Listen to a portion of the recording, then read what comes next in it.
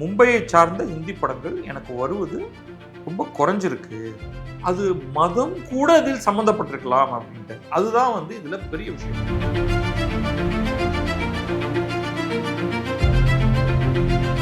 இன்றைக்கும் படைப்பூக்கத்துடன் இருக்கக்கூடிய இளையராஜாவுக்கு தமிழ்நாட்டில் எத்தனை படங்கள் கிடைக்கின்றன?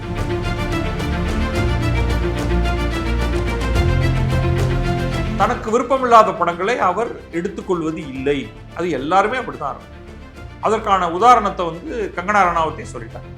அதே மாதிரி இவரை பயன்படுத்தணுமா வேண்டாமா அப்படிங்கிற டிசிஷனையும் இன்னொருத்தர் எடுக்கும்.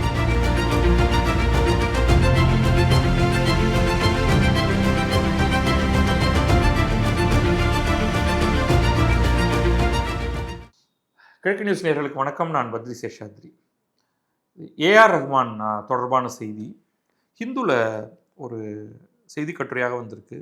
AR Rahman addresses his communal remark. கம்யூனலை கொட்டேஷனில் போட்டிருக்காங்க, மேற்கோள் குறிக்குள்ள. Never wish to cause pain, hope my sincerity is felt.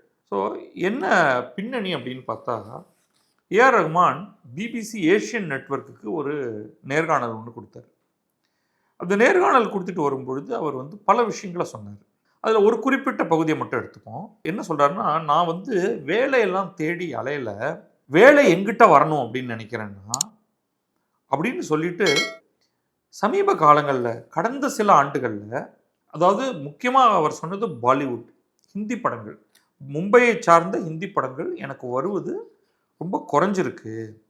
ஏன்னா இந்த டிசிஷன் மேக்கர்ஸ் இருக்காங்க இல்லையா, அவங்க கொஞ்சம் மாறி இருக்காங்க. அவர் என்ன சொல்கிறாருன்னா, people who are not creative have the power.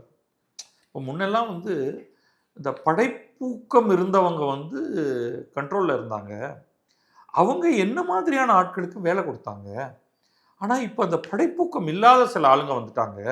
அவங்க இருக்கிறதுனால அவங்க தான் இந்த டிசிஷன் எல்லாத்தையும் கட்டுப்படுத்துறதுனால எனக்கு மியூசிக் டைரக்ஷனுக்கு வேலை வரல. ஒன்று. இன்னொன்று, என்னுடைய மதத்தை பார்த்தும் கூட இருக்கலாம் அப்படின்ட்டார். Might have been a communal thing. அப்போ நீங்கள் மதத்தை பார்த்து, கம்யூனல் அப்படின்னா மதம், அந்த அர்த்தத்தில் தான் இந்தியாவில் அது பயன்படுத்தப்படுகிறது. இது எதுக்காகன்னா ஸ்பெசிஃபிக்காக நான் சொல்கிறேன் அப்புறமா. இது என்கிட்ட முகத்தை நோக்கி யாரும் சொல்லலை, எப்பா நீ முஸ்லீம் அதனால் நான் உன்னை இந்த படத்தில் மியூசிக் டைரக்டராக எடுத்துக்க மாட்டேன்னு எங்கிட்ட யாரும் நேரடியாக சொல்லலை அப்படின்னு ஏஆர் ரஹ்மான் சொல்கிறார் இந்த இன்டர்வியூவில். ஆனால் பல பேர்கிட்ட மாற்றி ஒருத்தர் கிசுகிசுக்கிறது எவென்ச்சுவலி எனக்கு வந்துடுது. சைனீஸ் விஸ்பர்ஸ்னு ஒருத்தர் இன்னொருத்தட்ட சொல்கிறாரு, அவர் கண்ணு காது மூக்கு வச்சு சொல்லலாம், அவர் ஒருத்தட்ட சொல்லி யாரோ ஒருத்தர் மூலமாக எனக்கு வருது. அதில் என்னை புக் பண்ணுறாங்க இனிஷியலி. அதுக்கப்புறமா இல்லைங்க வேண்டாம், நாங்கள் நீங்கள் வேண்டாம், நாங்கள் வேற ஆளுக்கு கொடுத்துட்றோம் அப்படின்னு சொல்லிடுறாங்க. பரவாயில்ல, அதனால் என்ன வந்துச்சு, எனக்கு நிறைய ஓய்வு நேரம் இருக்குது, நான் சந்தோஷமாக இருக்கேன் அப்படிங்கிற மாதிரி ஒரு பேராகிராஃப் அவர் சொல்கிறார். இதில் ஒரு இழையோடும் வருத்தம் இருக்குது. இதில் அவர் 2 குற்றச்சாட்டை வைக்கிறாரு. முதல் குற்றச்சாட்டு இன்றைக்கு பாலிவுட்டில் யாரிடம் அதிகாரம் குவிக்கப்பட்டிருக்குன்னா அவர்களுக்கு படைப்பூக்கம், படைப்பாற்றல் இல்லாதவர்களுக்கு, கிரியேட்டிவ் ஆட்கள் இல்லை அவர்கள், அதனால் என்னோட அருமை தெரியல அப்படின்னு அவர் சொல்லியிருந்தாருன்னா அது ஓகே. அது அந்த இண்டஸ்ட்ரியில் வேலை பார்க்குறவங்களுக்கு அவங்க தான் அதுக்கான அப்படியெல்லாம் கிடையாதுப்பா அப்படின்னு நான் சொல்ல வேண்டியது அவங்களுடைய பொறுப்பு. ரெண்டாவது அது மதம் கூட இதில் சம்மந்தப்பட்டிருக்கலாம் அப்படின்ட்டார். அதுதான் இதில் பெரிய விஷயமாயிடுச்சு. மூணாவதாக அவர் ஒன்றும் சொன்னார். ஒரு படம் எடுக்கப்பட்டது, அது ரொம்ப நன்றாக ஓடியது, சாவா அப்படின்னு ஒரு படம். இது மராட்டிய மன்னர் சம்பாஜி, சிவாஜியோடைய மகன் சம்பாஜியை வைத்து எடுக்கப்பட்ட படம். அந்த படம் ஒரு டிவிசிவ் படம் அப்படிங்கிற மாதிரி அவர் ஒரு கமெண்ட் ஒன்று கொடுத்தார். ஸோ அது இன்னும் ஒரு பெரிய இஷ்யூ ஆயிடுச்சு. ஆனால் அந்த படத்துக்கு இவர் வேலை பண்ணியிருக்கார். இவர் தான் அதோட மியூசிக் டைரக்டர். இதுக்கு பல பேர்கிட்ட இது முக்கியமாக இந்த கம்யூனல் அப்படின்னு சொன்னதுக்கு கடுமையான எதிர்ப்பு ஒரு சில தரப்புலேருந்து வந்திருக்கு. உதாரணமாக ஜாவேத் அக்தர் அப்படின்னு பாலிவுட் படங்களுக்கெல்லாம் பாடல்கள் எழுதுகிறவர், ஷபனா ஆஸ்மியோடைய கணவர். ஷபனா ஆஸ்மி ஒரு நடிகை, பாலிவுட்டில் படங்களில் நடிச்சிருக்காங்க. ஜாவேத் அக்தர் இப்படி நீங்கள் சொல்லக்கூடாது, சொல்ல முடியாது, இங்கே ஒரு எந்த விதத்திலும் வந்து இந்த கம்யூனல் ஆங்கிள் வந்து கிடையாது, பாலிவுட்ல கிடையாது அப்படிங்கிற மாதிரி. அதே மாதிரி பத்தி எழுத்தாளர் ஷோபா தே, புத்தகங்கள்லாம் எழுதக்கூடியவர். அவர் வந்து இந்த நாட்டிலேயே இந்தியாவிலேயே மிகவும் குறைவான கம்யூனலிசம் இருக்கக்கூடிய ஒரு துறையாக நான் வந்து மும்பையுடைய சினிமா துறையை பார்க்குறேன். அப்போ அந்த மாதிரியான நிலையில் இப்படி இவர் பேசியிருக்கிறது தப்பு அப்படின்னு. ஈக்குவலி இவருக்கு சப்போர்ட் பண்ணுறதுக்கும் உங்களுக்கு வந்து காஷ்மீரில் பிடிபி கட்சியுடைய மெஹபூபா முஃப்தி அவங்க வந்து ஏஆர் ரஹ்மான் சொல்கிறத ஒரு மாதிரி ஆமோதித்து இந்த மாதிரியான கம்யூனலிசம் அதிகமாகிட்டே வருது, கடந்த 8 ஆண்டுகள்னு வேற அவர் சொல்லியிருக்காரா. ஸோ அதை வந்து இப்பொழுது இருக்கக்கூடிய ஆட்சியாளர்களோடு வந்து பொருத்தி பார்க்கலாம் அதை அப்படின்னு. ஆனால் கங்கனா ரணாவத் அப்படிங்கிற இன்றைய பிஜேபி எம்பி, சினிமா நடிகை, முக்கியமாக அவர் சமீபத்தில் எடுத்த ஒரு மிகவும் பேசப்பட்ட படம் எமர்ஜென்சி அப்படிங்கிற ஒரு படம். இந்திரா காந்தியோடைய வேடத்திலே அவர் கங்கனா ரணாவத் நடித்தார். அவர் சொல்கிறாரு 8 ஆண்டுகளாக இவருக்கு வேலையே வரலை அப்படின்னு சொல்கிறாரு, அல்லது சரியான எண்ணிக்கையில் படங்கள் வரலன்னு. நான் எமர்ஜென்சி படத்துக்கு வந்து இசையமைக்கணும் அப்படிங்கிறதுக்காக இவரை போய் கேட்டேன்னா, இவரை தொடர்பு கொண்டேன், அவர் என்னை சந்திக்கவே மறுத்துட்டாரு. இந்த மாதிரி பிரச்சார படங்களுக்கெல்லாம் நான் வந்து இசையமைக்க மாட்டேன் அப்படின்னு வந்து முகத்தில் அடித்தாப்புல என்னை வந்து நேரில் கூட சந்திக்க விரும்பலை அவர். இவரை போல ஒரு வெறுப்பு கொண்டவரை நான் பார்த்ததே கிடையாது அப்படின்னு அவங்க சொல்கிறாங்க. அமைதியாக இருந்த ஏதோ ஒரு விஷயத்தை இவர் கிளறி விட்டுட்டார். ஒரு படைப்பாளராக இவர் வந்து பல படங்களை ஏற்றுக்கொண்டிருப்பார், பல படங்களை இவரே ஏற்காமல் இருந்திருப்பார். இவர் வந்து தனக்கு விருப்பமில்லாத படங்களை அவர் எடுத்துக்கொள்வது இல்லை. அது எல்லாருமே அப்படிதான் இருக்காங்க. அதற்கான உதாரணத்தை வந்து கங்கனா ரணாவத்தே சொல்லிட்டாங்க. அதே மாதிரி இவரை பயன்படுத்தணுமா வேண்டாமா அப்படிங்கிற டெசிஷனையும் இன்னொருத்தர் எடுக்கணும். அடுத்தது இது வந்து பணம் சம்பந்தப்பட்ட ஒன்று. ஏஆர் ரஹ்மானுடைய ஃபீஸ் எவ்வளவு? இன்றைக்கு வளர்ந்து வரும் பல்வேறு இசையமைப்பாளர்கள் மிக குறைந்த பணத்துக்கே உங்களுக்கு இசையமைத்து தருவதற்கான ஒரு நிலையில் இருக்காங்க.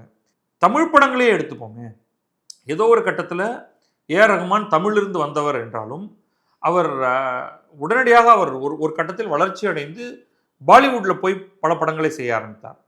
அதற்கு பிறகு அவர் நேராக அமெரிக்கா போயிட்டார். அவர் ஹாலிவுட்டில் ஆஸ்கார் விருதுகள் வேற வாங்கிட்டார் இல்லையா. அப்போ அவர் வந்து ரொம்ப அறியப்பட்ட ஒரு ஹாலிவுட் இசையமைப்பாளராகவுமே அவர் ஆனார்.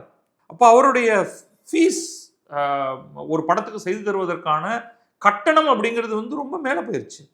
அப்போ அது எல்லாரும், ஏதாவது தமிழ் பட உலகத்தினாலேயோ அல்லது பாலிவுட் படத்தினாலேயோ கூட அதை தொட முடியாத ஒரு உயரத்துக்கு அவர் போயிட்டாருன்னா அப்போ அவங்க என்ன பண்ணுவாங்க? நமக்கு என்ன கிடைக்குதோ அதை தான் பண்ண முடியும் அப்படின்னு பார்ப்பாங்க. அதில் கம்யூனல் ஆங்கிளை கொண்டு வர்றது வந்து ஒரு வருத்தம் தரத்தக்க ஒன்று. இது எதற்கு இணையானது அப்படிங்கிறத சொல்லிடுறேன்னா, இன்றைக்கும் படைப்பூக்கத்துடன் இருக்கக்கூடிய இளையராஜாவுக்கு தமிழ்நாட்டில் எத்தனை படங்கள் கிடைக்கின்றன? ஏதோ ஒரு கட்டத்தில் கோடம்பாக்கம் இளையராஜாவை எப்பொழுதாவது தொட்டுக்கொண்டால் போதும் என்ற ஒரு முடிவுக்கு வருகிறார்கள். இத்தனைக்கும் அவர் வந்து படுவேகமாக பணியாற்றக்கூடியவர் என்று பலராலும் சொல்லப்பட்டிருக்கிறார். இன்றும் அவர் வந்து சிம்பனி எழுதுறாரு, என்னென்னவோ பண்ணுறாரு. அவருடைய படைப்பூக்கத்துக்கு ஒரு குறைவும் இல்லை. ஏதோ சினிமா பாட்டுக்கு இது அவர் வேண்டாம், வேணும்னா யாராவது 1-2 பேர் அவரை பயன்படுத்திக்கிறாங்க. ஏஆர் ரஹ்மான் அதே மாதிரி அவர் வேற ஒரு காரணத்துக்காக அவரை பயன்படுத்துவதை நிறுத்திவிட்டால் உடனே ஜாதியை கொண்டு வா, மதத்தை கொண்டு வா என்று சொல்வது வந்து சரியா அப்படிங்கிற கேள்வி ஒரு நியாயமான கேள்வி. இந்த பேக்லாஷை பார்த்துட்டு உடனே ஒரு வீடியோ ஒன்று வெளியிட்டு, நான் யார் மனத்தையும் புண்படுத்தவில்லை. இந்த இடத்துல அவர் யார் மனத்தையும் புண்படுத்தலை, நிறைய பேருடைய கோபத்தை கிளறி இருக்காரு. மனத்தை புண்படுத்துவது வேறு, கோபத்தை கிளறுவது வேறு. அது என்ன, நீ வந்து எங்கே பார்த்தாலும் வந்து மதத்தை கொண்டு வர, உனக்கு ஒரு குறைனா உடனே மதத்தை கொண்டு வர அப்படின்னு சொல்வது, அது ஒரு கோபத்தில் சொல்கிறது.